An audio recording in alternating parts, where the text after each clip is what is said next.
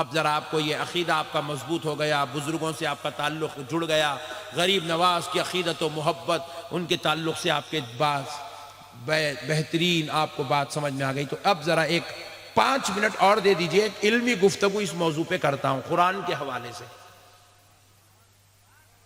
اجازت تو ہے نا؟ سردی زیادہ ہو رہی کیا؟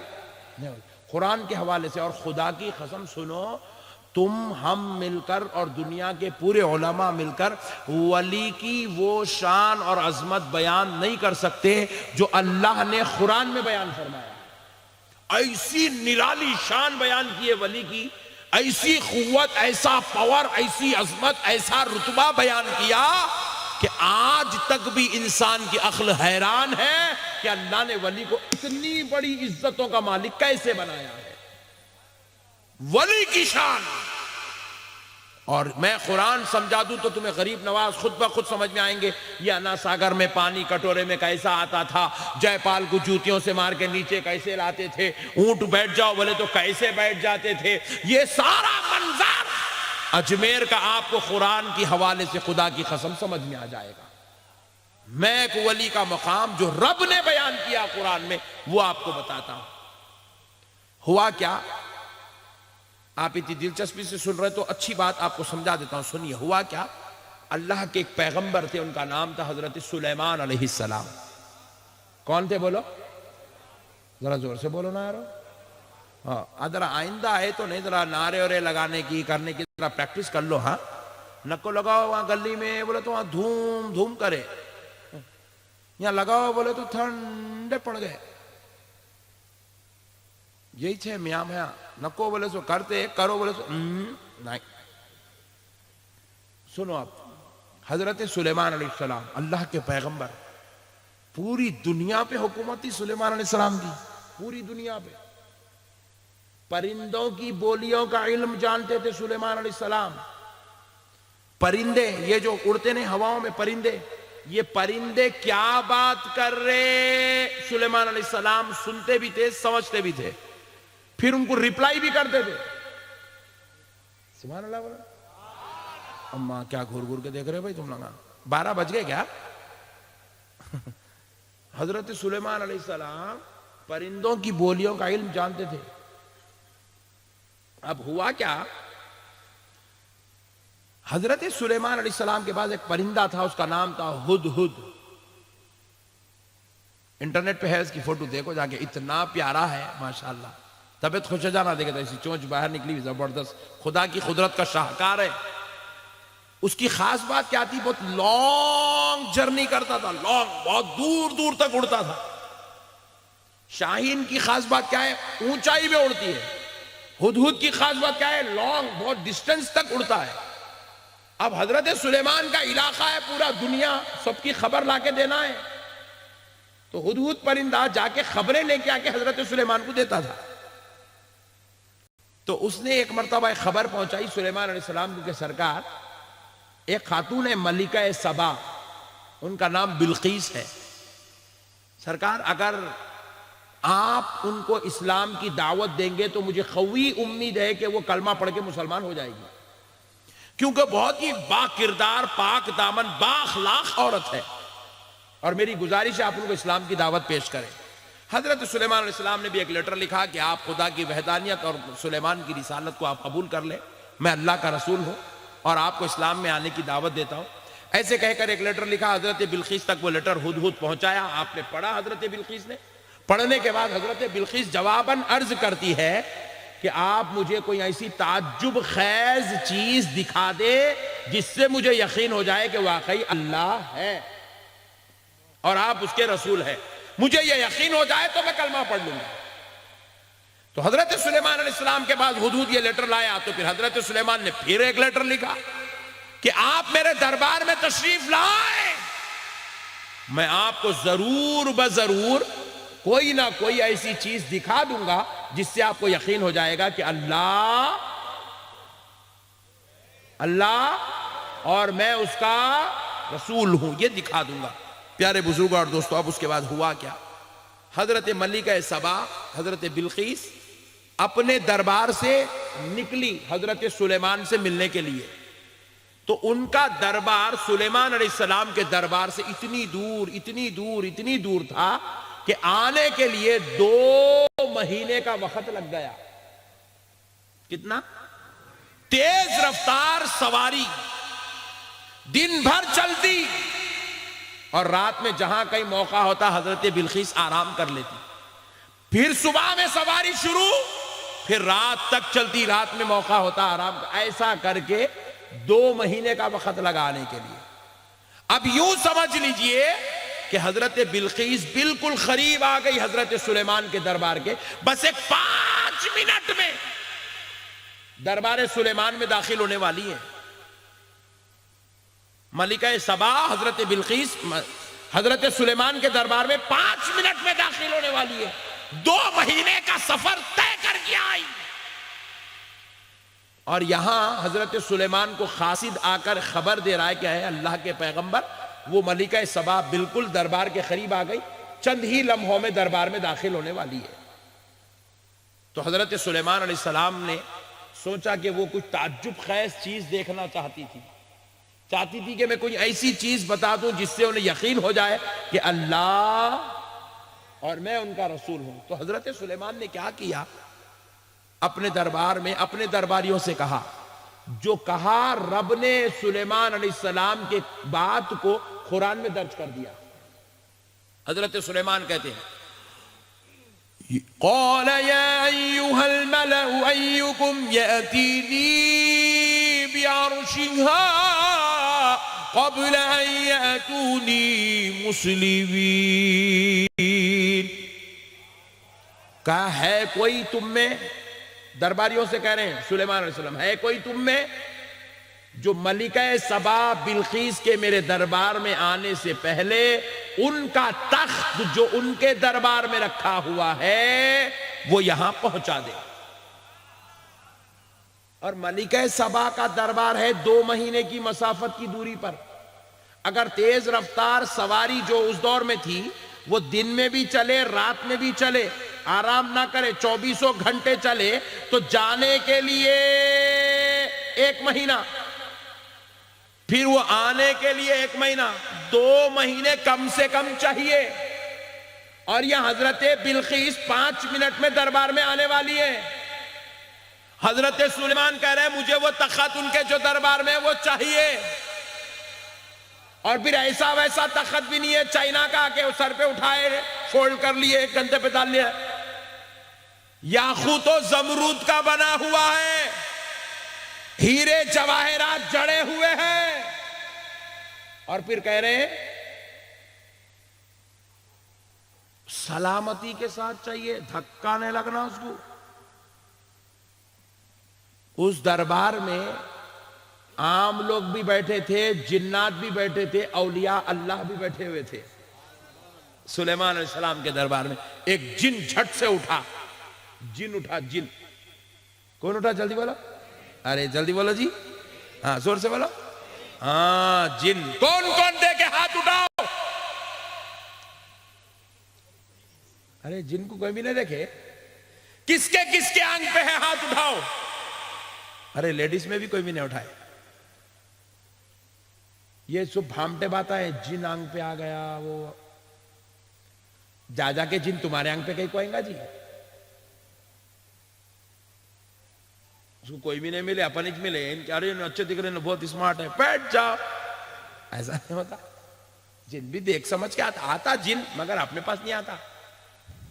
بہت لوگ آئے اس کو جا کے بیٹھنے کے واسطے. پیارے بزرگوں اور دوستوں، بہرحال جن کھڑا ہوا. کھڑا ہو کر جن کہنے لگا. کیا کہا جن ذرا دیکھیے. قال عفريت من الجن أنا آتيك به قبل أن تقوم من مقامك. جن کہنے لگا، اللہ تعالیٰ نے اس کی بات کو بھی قرآن میں درج کر دیا. جن کہنے لگا، اے اللہ کے پیغمبر، آپ مجھے اجازت دیجئے، آپ کے جگہ پہ اٹھنے سے پہلے وہ تخت لا کے دے دوں گا. جگہ پہ اٹھنے سے پہلے مطلب حضرت سلیمان علیہ السلام کا جب دربار لگتا تھا، سلیمان علیہ السلام صبح بیٹھتے تھے تو شام میں اٹھتے تھے، دربار پہ صبح بیٹھتے تھے تو نقشبندی صاحب تقریر کرنے سے پہلے بیٹھے تو تقریر ختم کر کے اٹھتے تھے، مطلب 1-2 گھنٹے تو لگتے تھے۔ سلیمان علیہ السلام کے دربار میں جب آپ بیٹھتے تو کم سے کم 6-8 گھنٹے کے بعد اٹھتے تھے۔ کہا آپ کے اٹھنے سے پہلے، یعنی شام کو جب آپ اٹھیں گے اس سے پہلے لا کے دوں گا۔ حضرت سلیمان نے کہا بیٹھ جاؤ، اتنا ٹائم کہاں ہے، انہوں اب آنے والے دربار میں، اب لوگ چند لمحوں میں آنے والے، آپ 2-4 گھنٹے کی بات کریں، آپ بیٹھ جائیے۔ اور پھر جن کیا بولا، وَإِنِّي عَلَيْهِ لَقَوِيٌّ أَمِينٌ، جن بولا بے شک میں بڑا قوت والا بھی ہوں اور امانت دار بھی ہوں، اس میں جو ہیرے جواہرات ہیں نہیں نکالتا ہوں، سلامتی سے لا کے دیتا ہوں۔ اے چائے والے،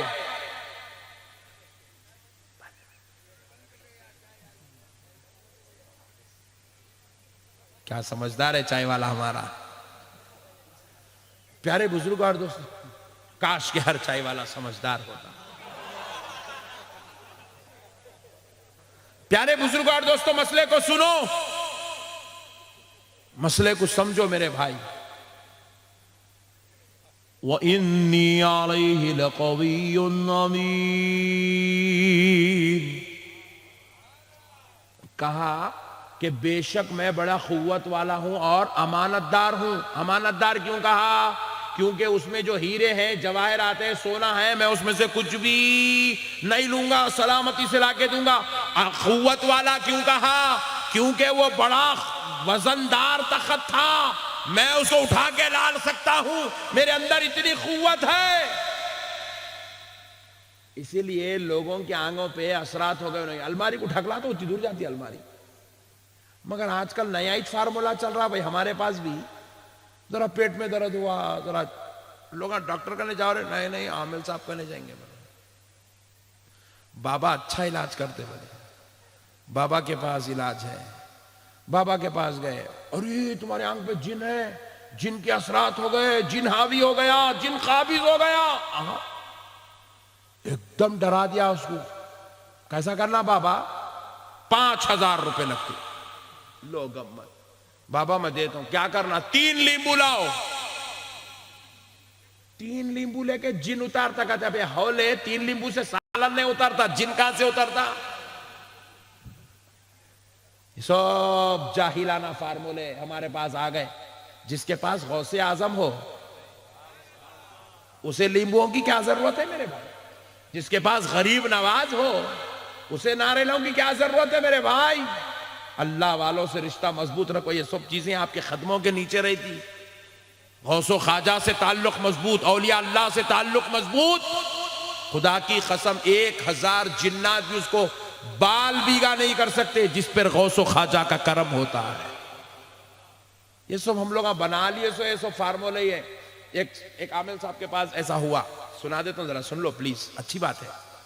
صاحب میرے کو کام کو جانا دل نہیں پڑ رہا، آ کے بولتے سو لوگ، کام کو جانا دل نہیں پڑ رہا صاحب، میں اپنی بیوی کو دیکھا تو غصہ آ رہا میرے کو، بچوں سے بات کرنا دل نہیں پڑ رہا میرے کو، رات میں بستر پہ لیٹا تو نیند نہیں آ رہی صاحب میرے کو، اور ایسا بیٹھ گیا تو کمر میں درد ہو رہا، اور دوستوں سے ملے تو چڑچڑی ہو جا رہی طبیعت، اور کام پہ گیا تو بھاگ جانا دل بول رہا، اور دھوپ میں نکلا تو بہت پسینہ آ رہا صاحب میرے کو۔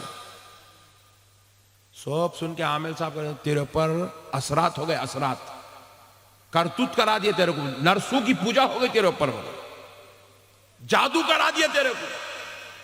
اب انہیں پائلٹ ڈراوا، انہیں اور ڈرتا، صاحب کیا کرنا؟ کچھ نہیں، 10,000 11,000 روپے ہوتا، علاج ہو جاتا۔ یہ سب جاہلانہ باتیں میرے بھائی، ہر آدمی کو ایسی چھوتا، سمجھ رہے ہیں آپ؟ کسی کو بھی، کوئی بھی آج تک دنیا میں پیدائش نہیں ہوا جو بغیر بیوی سے لڑے کے زندگی گزار لیا۔ ٹینشن ہوتی چھوتی، وہ گھر میں رہیں گے تو ہوتی، اس میں ڈرنے کیا بات ہے؟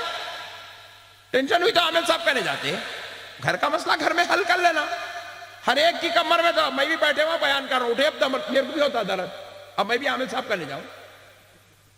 کام کرنے گئے تو لوگوں کو اکساہٹ ہوتی، کیا روزانہ ہمیشہ اچھا کام کرنا دل بولتا. کبھی کبھی انسان کو چڑے، انسان ہے، کبھی دل نہیں بولتا. اب اس کے اوپر بھی جا کے آپ عامل صاحب پہلے بتا رہے ہیں دوستوں سے ہمیشہ اچھا ایسا کرتے کیا؟ کبھی کبھی اچھی بات ہوتی، کبھی چڑچڑا ہو جاتی، کبھی طبیعت ہوتی.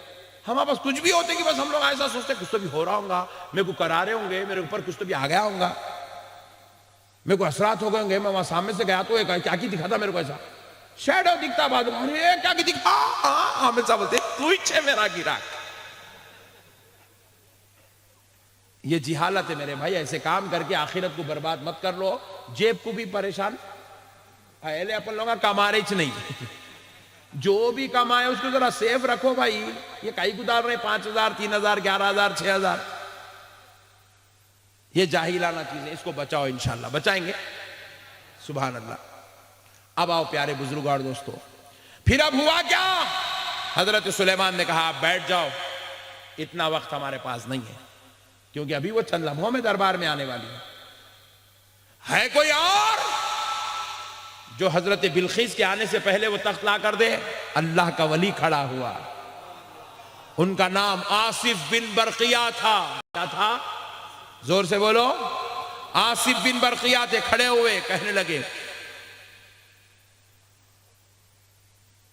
قال الذي عنده علم من الكتاب. ایسا شخص کھڑا ہوا جس کے سینے کو کتاب کے علم سے سرفراز کیا گیا تھا، اللہ کا ولی تھا، نام آصف بن برقیہ تھا. کہنے لگے انا آتیک به قبل ان يرتد الیک طرفک، ان يرتد الیک طرفک. یہ ہے ولی کی شان. اللہ بیان کر رہا ہے ان يرتد الیک طرفک. کہ اے اللہ، اے پیغمبر خدا، اے اللہ کے پیغمبر، آپ مجھے اجازت دو، آپ کے پلک چھپکنے سے پہلے وہ تخت لا کے دے دوں.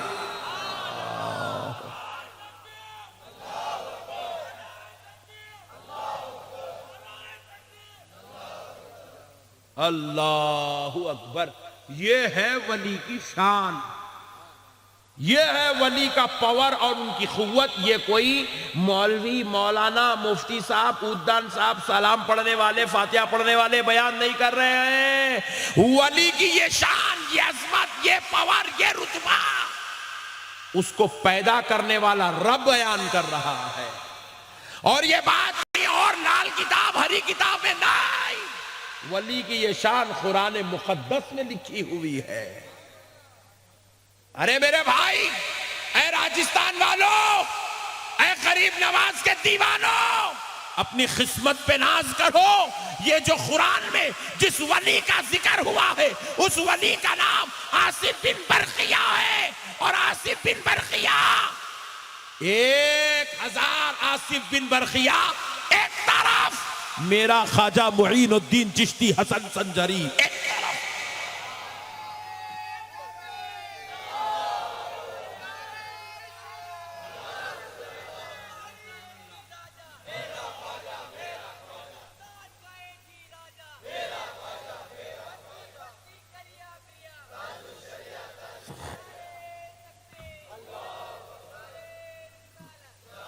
میرے بھائیوں، یہ ہے ولی کی شان.